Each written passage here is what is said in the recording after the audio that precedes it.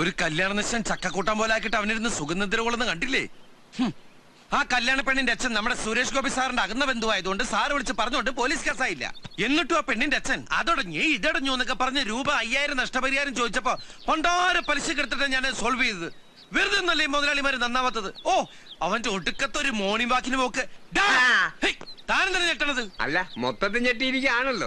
ഏത് നേരത്താണാവോ ആ എബ്രാഹിം ലിങ്കിനെ തെറി പറഞ്ഞ് ഓടിക്കാൻ തോന്നിയത്? ഷൂട്ടിംഗ് നടക്കണ എല്ലാ സ്ഥലങ്ങളിലും ഞാൻ പോയി നോക്കി. എല്ലായിടത്തും ലിംഗം വിളിച്ചു പറഞ്ഞാണ് ആനന്ദക്കുട്ടിന്റെ ആൾക്കാർക്ക് പണി കൊടുക്കരുന്നു. ആ റെന്റേക്കാരന്റെ ആൾക്കാർ ഇരിക്കപ്പുറത്ത് തരാത്തോണ്ടാണ് ഞാൻ ഇങ്ങോട്ട് വന്നത്. ഈ 3000 രൂപ എന്നൊക്കെ പറഞ്ഞ ഞാൻ എവിടെ നിന്ന് എടുത്തു കൊടുക്കാനാ?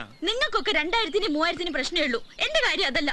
25,000 നാളെങ്കിലും ആ കയറുപുരി മാല സരസ്വതിക്ക് തിരിച്ചു കൊടുത്തില്ലെങ്കിൽ ഒരു കഷ്ണം കയറുമ്പോ എന്റെ ജീവിതം തീർക്കും അവര് പറഞ്ഞ്. നിന്റെ ജീവിതം അവരുടെ ജീവിതം.